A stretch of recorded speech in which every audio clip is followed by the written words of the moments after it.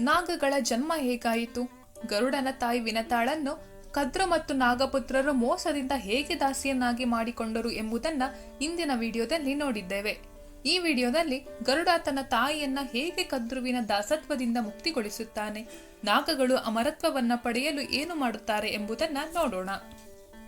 ಒಂದು ದಿನ ಕದ್ರು ತನ್ನ ನಾಗಪುತ್ರರ ಸಹಾಯದಿಂದ ತನ್ನ ತಾಯಿ ವಿನತಾಳನ್ನ ದಾಸಿಯನ್ನಾಗಿ ಮಾಡಿಕೊಂಡಿರುವುದರ ಬಗ್ಗೆ ತಿಳಿದು ಗರುಡನಿಗೆ ಬಹಳ ದುಃಖವಾಗುತ್ತದೆ.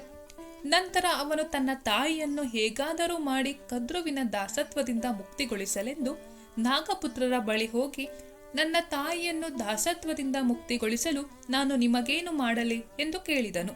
ಇದಕ್ಕೆ ನಾಗಗಳು, ಗರುಡ, ನೀನು ನಿನ್ನ ಪರಾಕ್ರಮದಿಂದ ನಮಗಾಗಿ ಅಮೃತವನ್ನು ತಂದರೆ ನಿನ್ನ ತಾಯಿಯನ್ನು ದಾಸತ್ವದಿಂದ ಮುಕ್ತಿ ಮಾಡುತ್ತೇವೆ ಎಂದರು. ಗರುಡನು ತನ್ನ ತಾಯಿ ವಿನತಾಳ ಬಳಿ ಹೋಗಿ ತಾನು ಅಮೃತವನ್ನ ತರುವುದಕ್ಕೆ ಹೋಗುತ್ತೇನೆ ಎಂದು ಹೇಳುತ್ತಾನೆ. ಅದೇ ಸಮಯದಲ್ಲಿ ಸ್ವರ್ಗಲೋಕದಲ್ಲಿ ಅಲ್ಲೋಲ ಕಲ್ಲೋಲವಾಗುತ್ತಿರುವುದನ್ನು ನೋಡಿ ದೇವರಾಜ ಇಂದ್ರ ತನ್ನ ಗುರುಗಳಾದ ಬೃಹಸ್ಪತಿಯ ಬಳಿ ಹೋಗಿ, ಭಗವಂತ, ಇದ್ದಕ್ಕಿದ್ದ ಹಾಗೆ ಸ್ವರ್ಗಲೋಕದಲ್ಲಿ ಅಲ್ಲೋಲ ಕಲ್ಲೋಲವಾಗಲು ಕಾರಣವೇನು? ಯುದ್ಧ ಮಾಡಲು ಯಾವ ಶತ್ರುಗಳು ಕಾಣುತ್ತಿಲ್ಲವಲ್ಲ ಎಂದನು. ಆಗ ಬೃಹಸ್ಪತಿಯು, ಗರುಡ ಅಮೃತಕ್ಕೋಸ್ಕರ ಸ್ವರ್ಗಲೋಕಕ್ಕೆ ಬರುತ್ತಿದ್ದಾನೆ. ಅವನು ಅತ್ಯಂತ ಶಕ್ತಿಶಾಲಿ. ಅವನು ತನ್ನ ಶಕ್ತಿಯಿಂದ ಅಸಾಧ್ಯವನ್ನೂ ಸಾಧ್ಯ ಮಾಡುತ್ತಾನೆ. ಖಂಡಿತವಾಗಿ ಅವನು ಅಮೃತವನ್ನ ತೆಗೆದುಕೊಂಡು ಹೋಗ್ತಾನೆ ಎಂದನು. ದೇವಗುರು ಬೃಹಸ್ಪತಿಯ ಮಾತು ಕೇಳಿ ಇಂದ್ರದೇವನು ಗಾಬರಿಗೊಂಡು ಅಮೃತದ ರಕ್ಷಕರನ್ನ ಎಚ್ಚರಿಸುತ್ತಾನೆ. ಅಮೃತ ಕಳಶದ ಸುತ್ತಲೂ ಸುರಕ್ಷಾ ಕವಚವನ್ನ ನಿರ್ಮಿಸಲು ಆದೇಶಿಸುತ್ತಾನೆ. ಸ್ವತಃ ದೇವತೆಗಳು ಮತ್ತು ಇಂದ್ರದೇವನು ಅಮೃತವನ್ನು ಸುತ್ತುವರೆದು ರಕ್ಷಣೆ ಮಾಡುತ್ತಿರುತ್ತಾರೆ. ಗರುಡನು ಸ್ವರ್ಗಲೋಕಕ್ಕೆ ತಲುಪಿದಾಗ ಅವನಿಗೆ ಅಮೃತವು ಕಾಣಿಸುತ್ತದೆ. ಆದರೆ 4 ದಿಕ್ಕಿನಲ್ಲೂ ಸುರಕ್ಷಾ ಕವಚವಿರುವುದನ್ನು ನೋಡಿ ಅವನಿಗೆ ಏನು ಮಾಡಬೇಕೆಂಬುದು ತೋಚಲಿಲ್ಲ.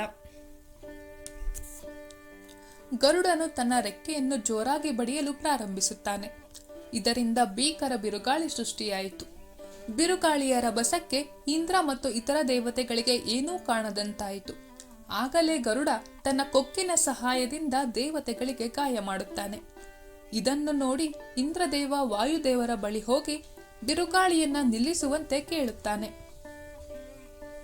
ಅದರಂತೆ ವಾಯುದೇವ ಗಾಳಿಯನ್ನ ನಿಲ್ಲಿಸುತ್ತಾನೆ. ಬಿರುಗಾಳಿ ನಿಂತಿತು. 4 ದಿಕ್ಕಿನಲ್ಲೂ ಕವಿದಿದ್ದ ಕತ್ತಲೆ ಸರಿದು ಬೆಳಕಾಯಿತು.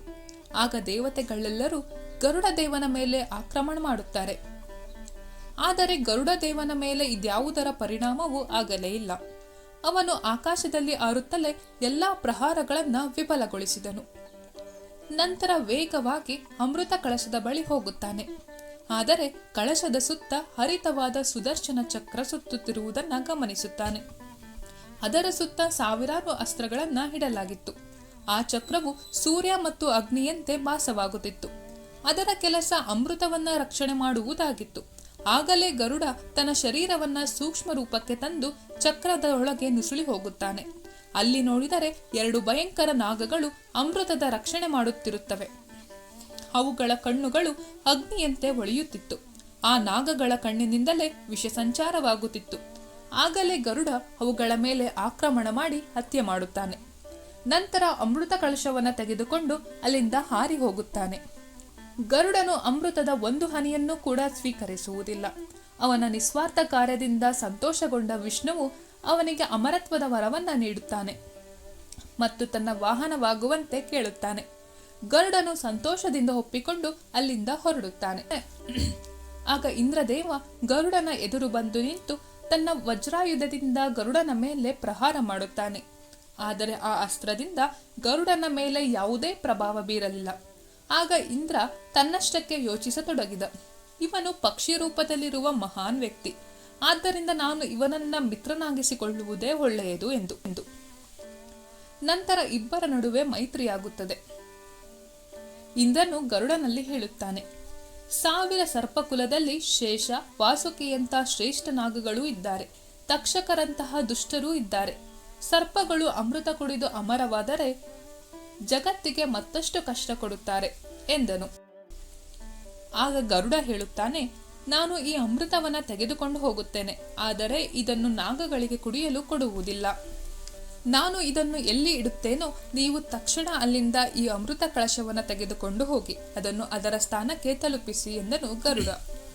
ಈ ಮಾತಿನಿಂದ ಅತ್ಯಂತ ಪ್ರಸನ್ನನಾದ ಇಂದ್ರ ಗರುಡನಿಗೆ ಯಾವ ವರ ಬೇಕು ಕೇಳು ಎಂದರು. ಆಗ ಗರುಡನಿಗೆ ಕದ್ರುಪುತ್ರರು ಮಾಡಿರುವ ಮೋಸದ ಹರಿವಾಗಿ ಸರ್ಪಗಳು ನನ್ನ ಭೋಜನದ ಸಾಮಗ್ರಿಯಾಗಬೇಕು ಎಂದು ವರ ಪಡೆಯುತ್ತಾನೆ. ಇದಾದ ನಂತರ ಗರುಡ ಕದ್ರುವಿನ ಬಳಿ ಹೋಗಿ ತಾನು ಮಾತು ಕೊಟ್ಟಂತೆ ಅಮೃತ ಕಳಶವನ್ನ ತಂದಿದ್ದೇನೆ. ಈಗ ನೀವು ನಿಮ್ಮ ವಚನದ ಅನುಸಾರ ನನ್ನ ತಾಯಿ ವಿನತಾಳನ್ನ ದಾಸತ್ವದಿಂದ ಮುಕ್ತಿಗೊಳಿಸುವಂತೆ ಕೇಳುತ್ತಾನೆ. ತಕ್ಷಣವೇ ಕದ್ರು ವಿನತಾಳನ್ನ ದಾಸತ್ವದಿಂದ ಮುಕ್ತ ಮಾಡುತ್ತಾಳೆ. ಶೀಘ್ರವಾಗಿ ಸ್ನಾನ ಮುಗಿಸಿ ಅಮೃತವನ್ನ ಸೇವಿಸಿ ಎಂದು ಹೇಳಿ ಅಮೃತ ಕಳಶವನ್ನಲ್ಲಿಟ್ಟು ಗರುಡನು ಅಲ್ಲಿಂದ ಹೋಗುತ್ತಾನೆ. ತಕ್ಷಣವೇ ಇಂದ್ರ ಅಮೃತ ಕಳಶವನ್ನ ಎತ್ತಿಕೊಂಡು ಸ್ವರ್ಗಲೋಕಕ್ಕೆ ಹೋಗುತ್ತಾನೆ. ಸ್ನಾನ ಮುಗಿಸಿ ಬಂದ ನಾಗಗಳಿಗೆ ಅಮೃತ ಕಳಶ ಇಲ್ಲದಿರುವುದನ್ನು ನೋಡಿ ಅವರಿಗೆ ಯಾರೋ ಕಳಶವನ್ನ ಅಪಹರಿಸಿದ್ದಾರೆ ಎಂಬುದರ ಅರಿವಾಗುತ್ತದೆ. ಇದೇ ಜಾಗದಲ್ಲಿ ಅಮೃತ ಇಟ್ಟಿದ್ದರಿಂದ ಈ ಜಾಗದಲ್ಲಿ ಅದರ ಅಂಶವಿರಬಹುದೆಂದು ನಾಗಗಳು ಆ ಜಾಗದಲ್ಲಿ ಹುಲ್ಲನ್ನ ನೆಕ್ಕತೊಡಗಿದರು. ಹುಲ್ಲು ಹರಿತವಾಗಿದ್ದ ಕಾರಣ ಸರ್ಪಗಳ ನಾಲಿಗೆ 2 ಸೀಳಾಯಿತು. ಹೀಗೆ ಪಕ್ಷಿಗಳ ರಾಜ ಗರುಡ ತನ್ನ ತಾಯಿಯನ್ನ ದಾಸ್ವತದಿಂದ ಮುಕ್ತಗೊಳಿಸುತ್ತಾನೆ.